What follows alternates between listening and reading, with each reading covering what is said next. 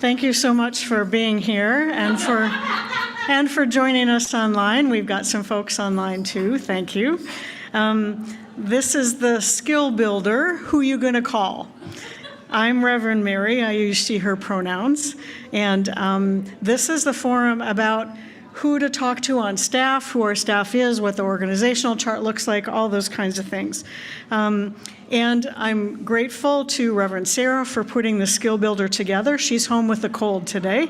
So yeah, she did the march yesterday, and Carbon said we don't need to close them. So if anybody else joins us, come on in. We're doing a skill builder, a forum about who you're going to call, what's our structure like here, and how do things work. So feel free to wherever. Oh, you want to look at the piano? Okay. Well, you can do that real quick. I would just ask that you not play it. That's all right. You're good. So just a reminder that this forum is being streamed and recorded, so we're public. And for those on site, I can bring you the microphone if you have a question. Sure. Thanks for joining us today. Hope to see you again. Thank you for having me. You bet. Let me know and I'll bring you the microphone so that everybody can hear you, including the folks online. And for folks online, if you have something you'd like to share, you can raise your virtual hand, or you can put it in the chat and let Carbon know and he'll bring it into the room. Do you mind if I close the doors so it's hard? No. Yeah, we're going to close the doors because it's a little noisy out in the commons.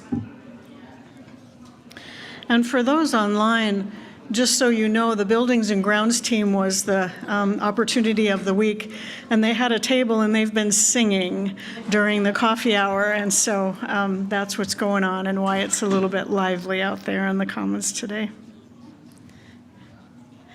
So, Carbon, do you want me to do the slides, or do you want to do that? I didn't grab the clicker. If I can just do them, I'm not sure the clicker is ready. Okay.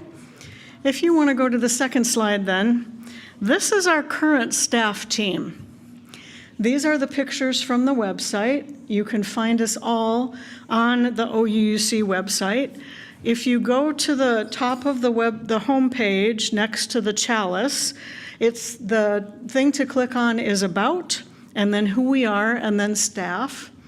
The only staff that we have that aren't on here is our childcare staff. We have a bunch of our youth that help staff the nursery and the spirit playroom for classes on Sunday and on Thursday evening. But this is our staff team, and we have a big team, as you can see. And if you go to the web page and you click on the staff person's name, it will take you to a little bit of information about them, and also their contact information, their phone number, and their email address for OUUC. So you can always find us on the web if you have any questions about that. And we're a good-sized staff team now. It's grown quite a bit. And so I'm going to talk a little bit about who does what. So I'm going to go through some slides, and then we'll have a time for questions. And if you have a burning question as I go along, just let me know. So this is the current governance organizational chart for OUUC. And this shows the accountability, that's the arrows, and a bit about the supervisory relationships. So at the top of the chart is our vision and mission and our goals that we set as a congregation. That's the ultimate thing that we are all accountable to, and that informs everything that we do. Underneath that is the congregation as a whole. And it's the congregation as a whole that determines the vision and the mission and the goals. We did that a few years ago in, was it 2021 or 2022, somewhere in there when we were still online. This congregation created a new vision statement and mission statement and goals. Underneath the congregation and accountable to the congregation is the Board of Trustees and the Leadership Development Committee. Both of those entities, those groups in OUC, are created by the OUC bylaws. That's the legal document that defines how the congregation works. And then underneath the board is your minister, that's me right now, and all of the staff. And so I and the staff am accountable to the board, ultimately to the congregation. So Carbon, if you would go to the next slide. This is a slide about there's a lot of information on these. All of this is on the website. It's in the same place. If you go to About and Who We Are, and then Org Charts, it will show you these things. I'm sorry, I kind of wanted to back up because on the last one you had somebody listed as a sexton, and I don't know what that is. What's a sexton? So thank you, Carbon. So Marie is our sexton, and sexton is a church word, essentially for a caretaker or a custodial staff. And Marie's job has changed quite a bit in my time here, and we wanted a word that described what Marie does, what the job does, and also wasn't a word from a previous time here, so it wouldn't be confusing. So we came up with sexton. That's what that is. Thanks for asking. So this is an organizational chart or the ministry contacts. So essentially, to make it simple, there are 3 ministry leads at OUC. I'm one of them. I'm the lead for Spiritual Life Ministry. Reverend Sarah is the ministry lead for Community and Faith Development and Faith in Action. And Ian Stephan, our new Office and Facilities Manager, is the ministry lead for our Resource Ministry. So under Ian and our resource ministry is all the buildings and grounds related stuff, the facility, the grounds, all of our administrative support, the office, all of our human resource needs, and some of our communications things, the weekly update, keeping the website and the calendar. And so all of the infrastructure, I would say, physical and not so physical for the congregation. And so Victoria, who is our office assistant, and Marie, our sexton, both are directly under the supervision of Ian. Reverend Sarah has a bunch of stuff under her, and she has our RA assistant, Anissa, and our new member engagement person, Chloe, underneath her, helping her with lifespan faith development. That's children and youth programs, the adult faith development programs, the small group ministry, member engagement, our hospitality, all of our community gatherings, and our faith in action work. So that's under Reverend Sarah. And then I have the Spiritual Life Ministry, and that is the worship-related things, and then there's a bunch of groups like the Pastoral Care Team, Caring Friends, our Sewing Ministry, our Partner Church team, the Share the Plate team, Healthy Congregations team, Safer Congregations team, all of the things that help with keeping our building a safe place, keeping our community safe, and to support our spiritual growth here.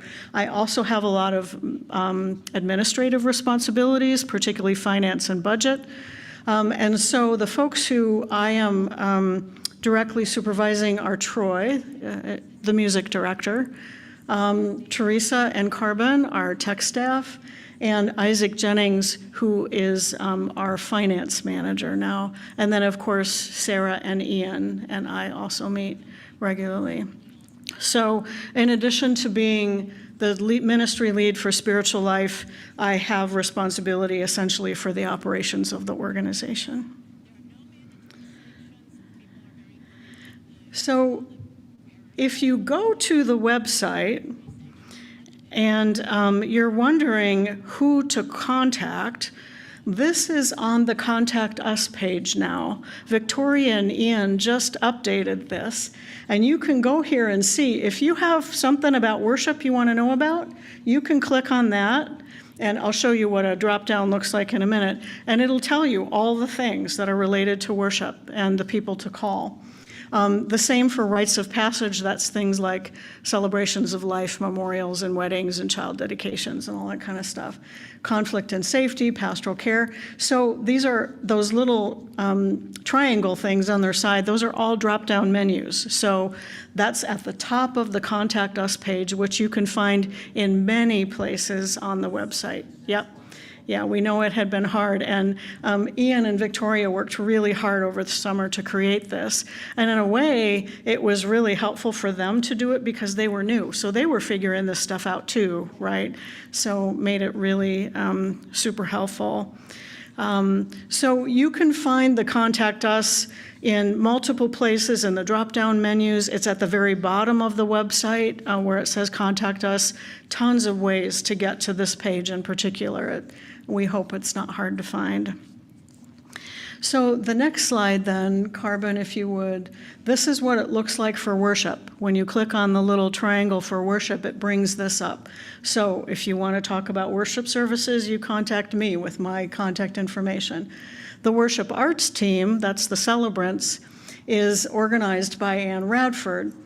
And you'll see it says find contact information, and I'll talk about that in a minute and why we do that. The worship tech is Teresa and Carbon. Troy has music, hospitality in the kitchen and such as member engagement. That's Chloe right now, right? So every category under Contact Us has a drop down like this with as many names as we could think of for who to contact. And if there's something that you are looking for and can't find here, please let us know, because it means we missed it and somebody was looking for it. So we're not saying that we got everything. We got as much as we could think of that folks tend to ask for. So once again, this is on the Contact Us page, and you can find it in lots of different places. So in the next slide, we've got some new administrative staff, and we had big changes in the spring and onboarded some new folks over the summer.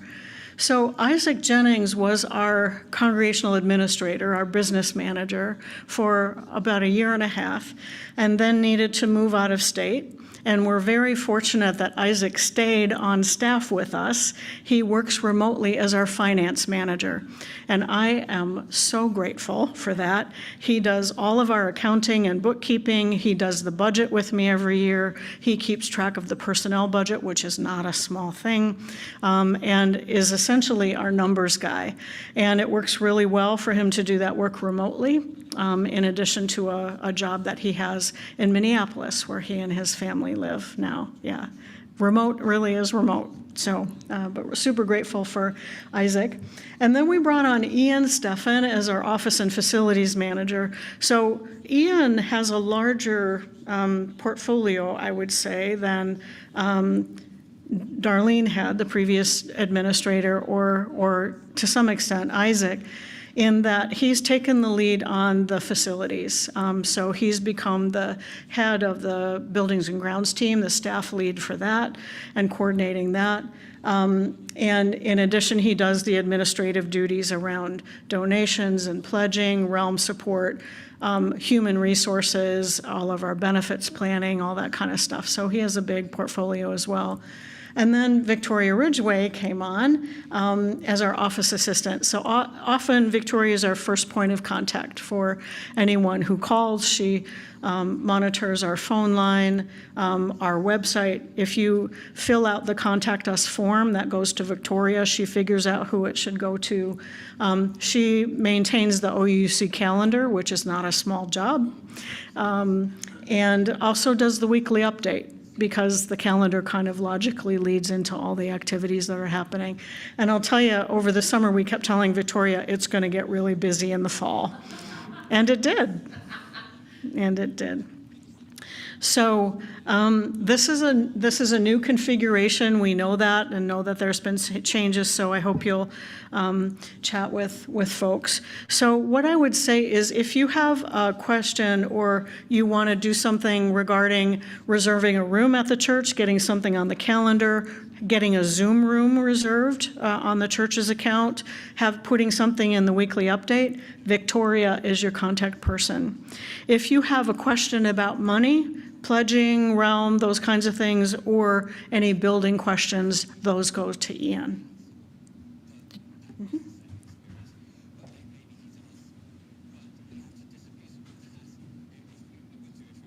Is there some way that we can know who is working when? I know when the office hours are, but I don't know, like if I wanted to contact Victoria, is there a standard schedule that she's on? How do I find it?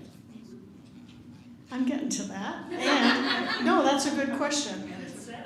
So office hours are posted on right outside the office. They're also in the newsletter, the weekly update every week. And during office hours, there will be someone at the church and the church will be open.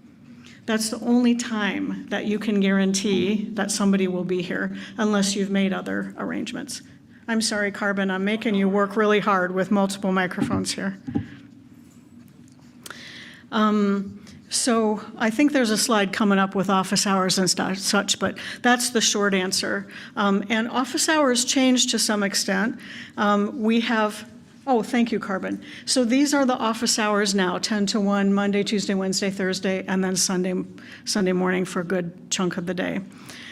I will say that we are really blessed to have 3 students on staff now. Carbon and Chloe and Victoria are all students. That means their schedule changes, right? And so we had different office hours over the summer. These office hours fit Victoria's schedule better, and honestly, I think they fit the church schedule better because somebody's here more days of the week. It's now 5 instead of 3.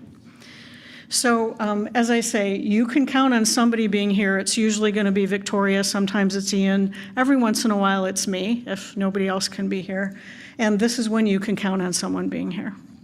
Does that answer your question, Alice? Okay. So then this is Chloe. Chloe had a little bit of a mask on there for a minute. And this is the new position that was funded by your generous pledges in the pledge drive last year. This is a position we've been needing pretty much since I arrived, probably because Bonnie left right before I came, and those of you who have been around know that Bonnie did a lot of member engagement stuff. So really happy to have Chloe on board. So Chloe is responsible now for the primary contact person for visitors and newcomers. So Chloe is always here on Sundays and on Thursdays when we've got visitors in the building. She's helping to coordinate the welcome and hospitality teams. That's the ushers and greeters, the kitchen crew. She is helping with the membership classes, so the new UU class. She's supporting Sarah and I in that administratively.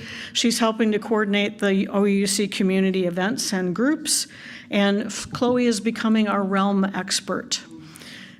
So both Chloe and Ian are working hard to learn realm, and there will be some, some realm support that's coming out of that. So the next slide then, just a reminder that there are only 2 people on staff who are full-time. That's me and Reverend Sarah. Everyone else is part-time, and that ranges from 8 hours a week to 22 hours a week. And it depends on the position and the person's schedule and, all those kinds of things that we navigate. So, and, just a reminder that for Reverend Sarah and I, we take a day off every week as much as possible, only one. And so we're not available, every day either.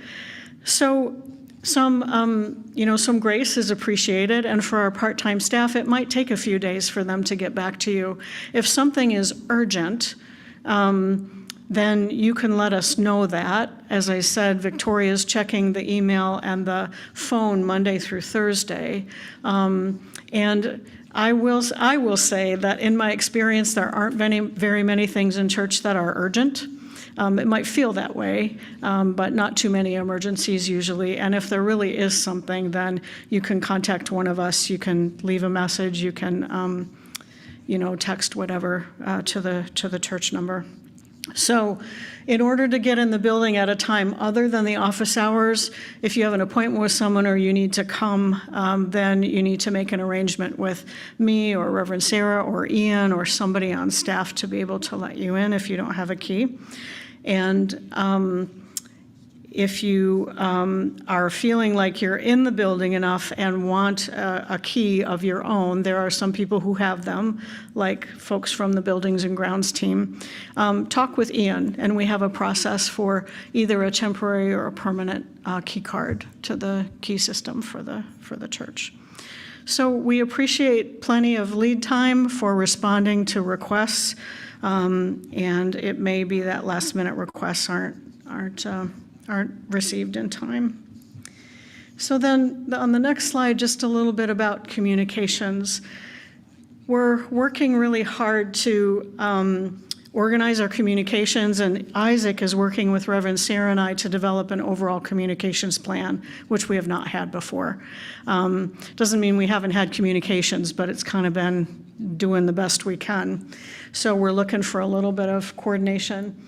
So Victoria is the person to go to for the weekly update and the monthly events flyer. She's working on the flyer this week for November. Those are the flyers you see in the weekly update every week, the ones that are posted on our doors and around the building. The Tiny Little News Show and the volunteer newsletter are done by Reverend Sarah, so anything you want to go in there can go to her. Teresa does the Spark. And just a reminder that the Spark is for inspiration, usually an article written by Reverend Sarah or I or someone else. The board is going to write one coming up. And announcements go in the Tuesday update. We don't tend to do announcements on Thursdays. Chloe is the one who's doing the newcomer news, the realm groups help, and the tabling and display in the commons. So if you want a table in the commons, Chloe's the one to talk to get that reserved. We're trying to have not too many tables in the commons because it gets crowded, and it takes away from the focus of whoever is there. Then Anissa, our RE assistant, does the Children and Youth Weekly email. So we have 3 newsletters that go out, 3 emails that go out every week. The weekly update on Tuesday with all the announcements, the family newsletter on Wednesday, and the Spark on Thursday. And then the order of service and anything related to the worship announcements comes to me. So on the next slide then is how to work with the tech needs. So we have 2 TV carts. It has a TV, they have a VCR and a DVD player, and also lots of cords for connecting laptops and other devices, and an OWL, which is a device that has a 360-degree camera and microphone. So 2 fully stocked TV carts, and they need to be reserved because they get used. And if you think you can, well, there must be one available, there might not be. We recently had an evening when both of the TV carts were in use. I was in the youth room with my laptop connected to the TV and there with one of our Yeti microphones, a standalone microphone in the room so that we could hear each other. So it's a busy place, which is a great thing, and just know you need to reserve things. It's also the same, so if you want to reserve a TV cart or schedule a Zoom room, OUC has 2 Zoom accounts. We actually have 3, but one of them is the 40-minute limit one, but we have 2 unlimited Zoom accounts. Victoria is the person to contact. So often if you're wanting something on the calendar or in the update, Victoria will say, do you need a TV cart? Do you need a Zoom room? Those kinds of things, but you can certainly ask for that if you want. Those are also more in demand. Reverend Sarah and I both have our individual Zoom accounts, and we use those as much as we can for the meetings we have, so the OUC accounts are more available. For sanctuary technology, if you have a meeting in here and you want the use of our tech table, our tech team, and the screen, please talk to me. Our tech staff is very part-time, and so we really have to be judicious and careful in making sure that they have a workload that's doable. We also have some tech volunteers who you'll see back at the tech table, and sometimes they can help as well. So, and then our tech team is Carbon and Teresa. We see Carbon usually on Sundays, Teresa once in a while. Carbon and Teresa also staff our celebrations of life, which are often live streamed and recorded, and on occasion other events that we have. We do have one tech person, Kate, who you'll see on occasion, who we have on a very, very part-time contract. And then, of course, our wonderful volunteers. So let's see. The other thing I'll say is that the tech equipment that we've got on the tech table is only to be used by our staff or trained volunteers. It's complicated stuff. So on the next slide then, Realm. Realm is the church support software that has our congregational directory, has lots of groups in it. It's a communication method. It actually works a lot like Facebook, but you know, most folks don't know that and aren't using it that way necessarily. So as I say, Ian and Chloe are working hard to learn Realm and to be able to support that. Victoria also is learning some of the intricacies of Realm. So if you're having trouble with your Realm account, if you don't know how to get into your profile or what to put in your profile or anything like that, or you have questions about your pledging or your giving and how to access that in Realm, Ian's a good person to go to. Chloe can also help with general Realm information. And it often helps if you can bring your device in. If you're using a phone or a laptop or an iPad, you don't have to bring your desktop in because that's, but people have.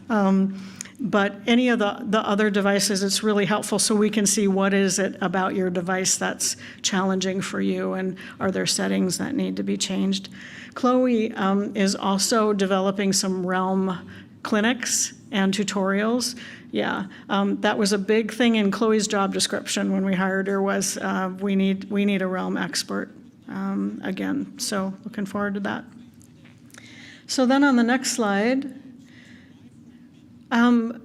you noticed in the pull down for the worship, Ann Radford's name was there as the organizer for the worship arts team, but her contact information wasn't. And so if you click on the link, it will take you to this screen, which is a request for contact information. Most of the time, we don't put congregant contact information, email or phone numbers on the website or in the newsletter. Some people ask us to, and so we do that. You'll notice last week Bob Brennan's email was in there. That was fine with him. But we do that for privacy and security because everything on the website is way public and it's out there. And you know, we don't want to put any of us in a position of having to deal with hackers and all that kind of stuff, because it does happen on occasion. So if you get something that brings you here, there's some instructions about how to request the email and phone number for the person that you're looking for if you can't find them in Realm. If you have Realm access, you should be able to find most folks in the directory. So what questions do you have? Are there any other questions for folks online or folks on site here about who to contact about what? Why aren't more people here?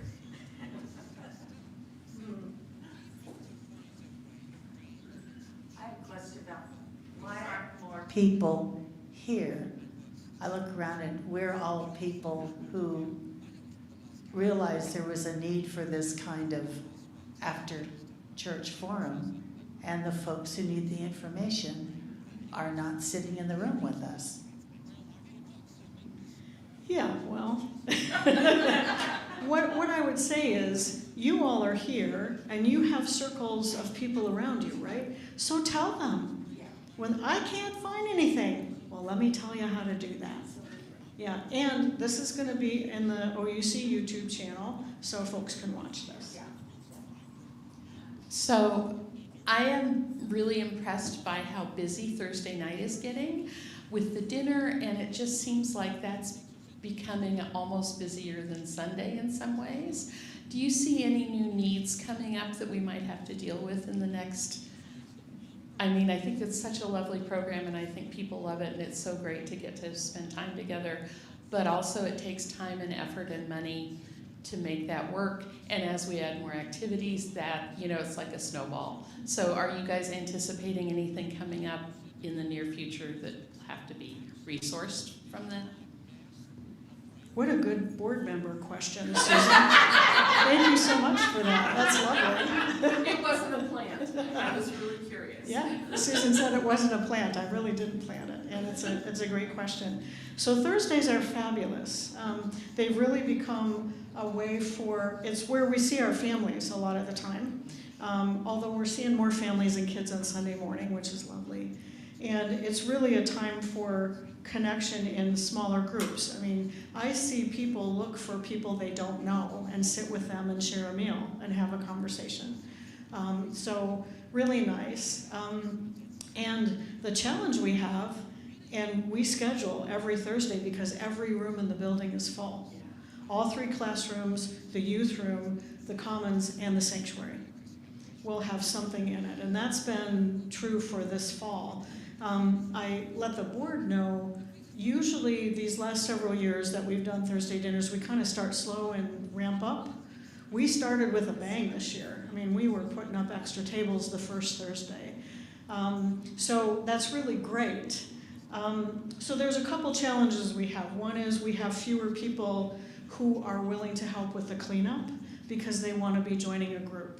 And so we're trying to give the message of you don't have to do it every week, but once in a while, once every month or every other month, can you skip your event and help with the cleanup? Because we've got the same folks who are doing dishes every week, so that's a challenge. The other thing is folks will say to us, I want my event on Thursdays, but I don't want any competition. And it doesn't work that way, right? The reason that people come for Thursday in addition to the dinner is that there's something going on that they're interested in.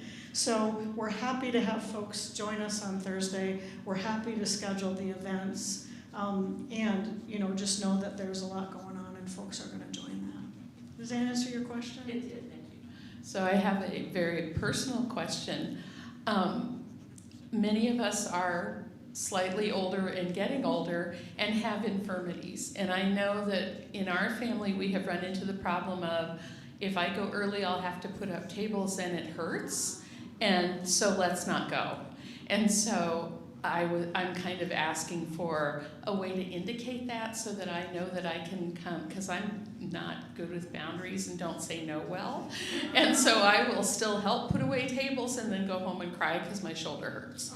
So just as feedback, I guess I'm saying, I would be more willing to volunteer if I could be sure that I could volunteer for something I could actually do. And I've heard that from other people too, so I don't think and we're all getting older. I mean, so. Thank you for saying that, because it's not supposed to hurt. I mean, just say that. We don't want anybody to hurt themselves. So you will notice in the weekly update on Tuesday, Sarah in her announcement for Thursday says, strong and able-bodied people come at 3:30 to set up tables, or 4:30, I think it is, to set up tables. And so some folks do. There are folks who come at 3:30 and help in the kitchen, and then at 4:30 they help with tables because they can. So what I would say about navigating that, especially if you don't prefer to tell the world that, you can't lift tables and chairs and such, is to just whisper to Reverend Sarah, I'm here, this is what I can do. I can't do tables and chairs, but I can, we have a volunteer in the kitchen who sits on a stool and cuts stuff up at the butcher block, because that's what she can do. And it's wonderful. She's here every week doing that. So I would say we absolutely want to accommodate and welcome, include everyone who is willing to help. And you just need to let one of us know, what the limitations are if you want to do that. And there are folks who put away the tables and chairs. I mean, folks are starting to do that sometimes before everybody's done eating. It's usually the dishes and the kitchen cleanup that's the challenge. So you can sit on a stool and dry dishes, and somebody else can hand them to you and put them away. So please take care. Yeah, and let folks know that it's not supposed to hurt.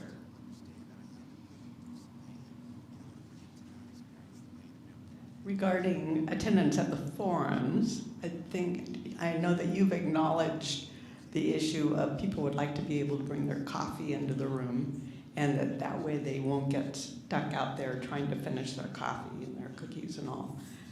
And so whatever we can do to move toward, is it okay for people to bring covered coffee containers and sip their coffee? Could they get their coffee poured to a lidded coffee container so that they could just come on in and not have to stand out there and then eventually just go home from there? I'll ask about that, Alice. Marie is the one who has to clean up the coffee spills. And often they have cream and sugar and all that kind of stuff in them. So, and I'll say, if I remember this, nobody else has reason to, replacing the carpet in the sanctuary is on the capital needs list in the next year or two.